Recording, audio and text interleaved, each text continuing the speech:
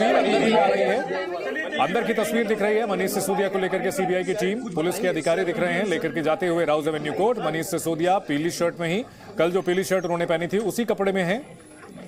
ये तस्वीरें जी न्यूज पर एक्सक्लूसिव आपको दिखा रहे हैं। राउज एवेन्यू कोर्ट के अंदर की तस्वीर, मनीष सिसोदिया को अदालत में पेश किया जा रहा है और बड़े पैमाने पर सुरक्षा इंतजाम मनीष सिसोदिया को लेकर के अदालत में पहुंचा गया है। एमएम नागपाल की बेंच के सामने उन्हें पेश किया जाएगा। सीबीआई की ओर से 14 दिन की रिमांड मांगी जा सकती है। कोर्ट के अंदर सिसोदिया की तस्वीर जी न्यूज पर एक्सक्लूसिव हम आपको दिखा रहे हैं। सर कुछ बताएंगे। दिल्ली के डिप्टी सीएम मनीष सिसोदिया जो आबकारी मंत्री भी हैं, नई आबकारी नीति में अनियमितता का मामला, घपले का आरोप, इसी मामले में मनीष सिसोदिया को अदालत में पेश किया गया है। सीबीआई ने उनसे कल 8 घंटे पूछताछ की, लेकिन जवाबों से संतुष्ट न होने पर उनकी गिरफ्तारी की गई है। सर कुछ बताएंगे। सर मनीष सिसोदिया यहां कुछ भी नहीं बोले और वही पीली शर्ट उन्होंने पहनी हुई है जिसमें कल वो गए थे, अपने घर से निकले थे। कल सुबह लगभग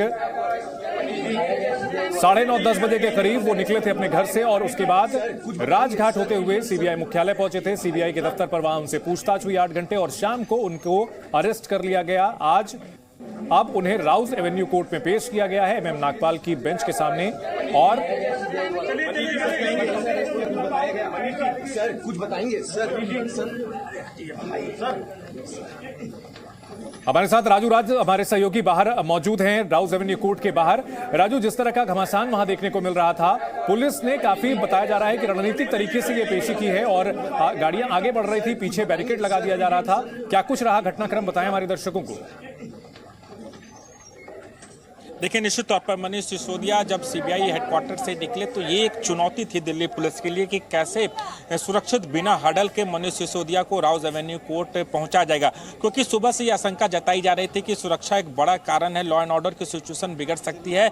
इसलिए एक बार तो ये भी समय आया था कि हो सकता है मनीष सिसोदिया को वीडियो कॉन्फ्रेंसिंग के जरिए वर्चुअल पेश किया जाए, लेकिन चूंकि गिरफ्तारी हुई है और पहली बार वो कोर्ट के सामने पेश होंगे, तो इसलिए पुलिस से डिस्कस किया गया। डिस्कस करने के बाद पुलिस ने सुरक्षा देने का पूरा आश्वासन दिया। उसके बाद मनीष सिसोदिया को सीबीआई की टीम राउज एवेन्यू कोर्ट में पहुंची। इस बीच से दिल्ली पुलिस ने अपने तरीके से पूरी तरीके से तैयारी कर ली। एक तरफ साउथ दिल्ली की पुलिस, जो जहां सीबीआई हेडक्वार्टर साउथ दिल्ली में पड़ता है, वहां से लेकर जहां तक साउथ दिल्ली के तमाम जो थाने पड़ते हैं, वहां के लोग सड़कों पर बैरिकेड लगा के रखे थे कि जैसे मनीष सिसोदिया की गाड़ी आएंगी कि कोई कार्यकर्ता इस गाड़ी के काफिले के पीछे पीछे ना आ जाए या कोई चेस ना करे, इस बात का भी ध्यान रखा था। इसीलिए जब मनीष सिसोदिया को सीबीआई लेकर निकली थी, उसके बाद बैरिकेड लगा दिया था। उसके बाद जो तस्वीरें यहाँ पर देखने को मिली, यहाँ इंतजाम सेंट्रल दिल्ली ये पड़ता है, राउज एवेन्यू का जो कोर्ट है सेंट्रल जिले में पड़ता है और यहाँ पर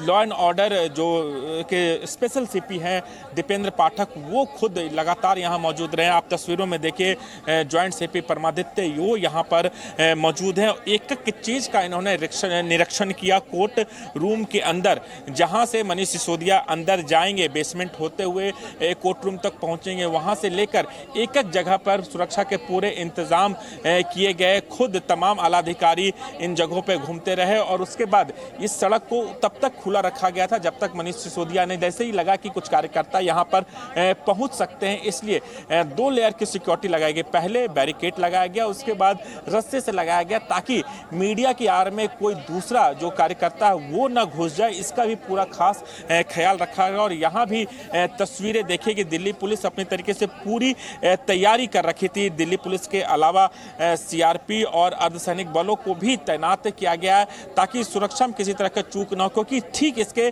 दूसरे रास्ते पर जहाँ पर आम आदमी पार्टी का कार्यालय है, राउज एवेन्यू का गेट नंबर 1, 2, 3 है, वो है बीजेपी का दफ्तर है, इसलिए वहाँ भी दिल्ली पुलिस की तरफ से सुरक्षा के पूरे इंतजाम किए गए। और इस दौरान हमने देखा कि जो आम आदमी पार्टी के कार्यकर्ता हैं वो यहाँ पर प्रोटेस्ट करना शुरू कर दिए थे, जिसके बाद कई कार्यकर्ताओं को पुलिस ने हिरासत में लिया भी, डिटेन भी किया। तो पुलिस ने अपने तरीके से पूरी रणनीति बनाई कि कैसे सुरक्षित मनीष सिसोदिया को कोर्ट रूम तक पहुंचाया जाए। लेकिन अब सुनवाई खत्म होने के बाद भी उतनी ही तैयारी की गई है, कोई इसमें बाधा न डाली जाए, इसलिए पूरे इंतजाम किए गए थे। बहुत ही चुनौतीपूर्ण था क्योंकि आसपास के इलाके में ही हजारों की तादाद में आम आदमी पार्टी के के कार्यकर्ता भी हैं।